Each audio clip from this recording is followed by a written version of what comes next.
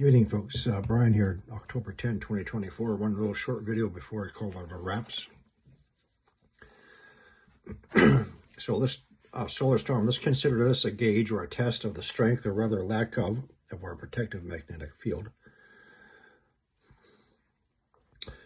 Therefore, it's not a matter of the strength of the flare and resulting coronal mass ejection, but the weakening and destabilizing of our protective magnetic field.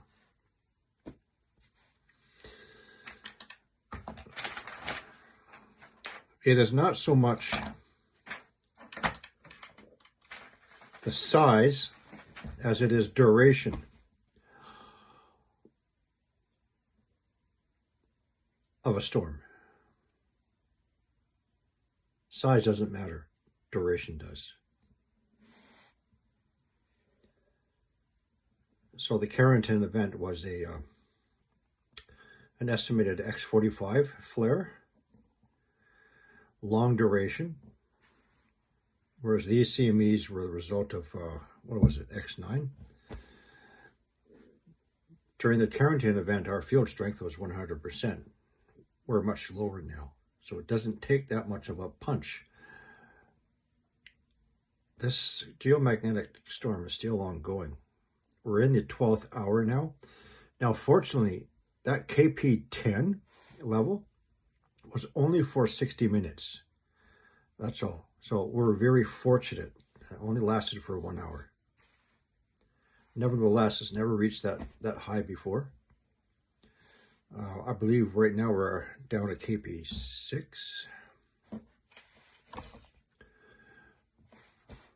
But that's 12 hours of compression, of punching into our magnetic field. 12 hours now. So that's a lot of absorption of charged particles into our planet. I wouldn't have been so much worried about the grid as I would be about the internet. You see, our internet goes through the cables running along the bottom of the ocean. It's not the cables that would be fried. Every so many miles, you have to have a repeater station to boost the signal to keep them going. It's the repeater stations that would be fried out. So our concern now is going to be where might there, or if there's going to be a seismic response or a volcanic response. My personal time frame is always 72 hours. It could be a little bit more. So again, this is not a short-term event. This is a 12-hour event. It is slowly declining. It's still there. So it started from around Peru, across the entire Pacific Ocean, and right now is entering Indonesia region. So it doesn't necessarily have to be the dayside exposure compression impact. And again, as I said, there's a 75% chance. Last year, 24 magnitude 7+ earthquakes, 17 occurred within 72 hours following a geomagnetic storm.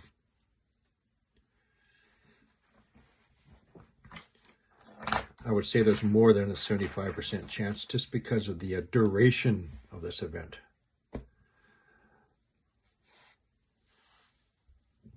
I think that's going to be about it for now. It should be a lesson, though. It should be a lesson. A learning. We learn. It's not so much the size, it is the duration. Yeah, if we get, say an X20 with our weakened magnetic field, yeah, that might present some problems. I would be more concerned about a seismic response for the next 3 days now. What can we learn from this event?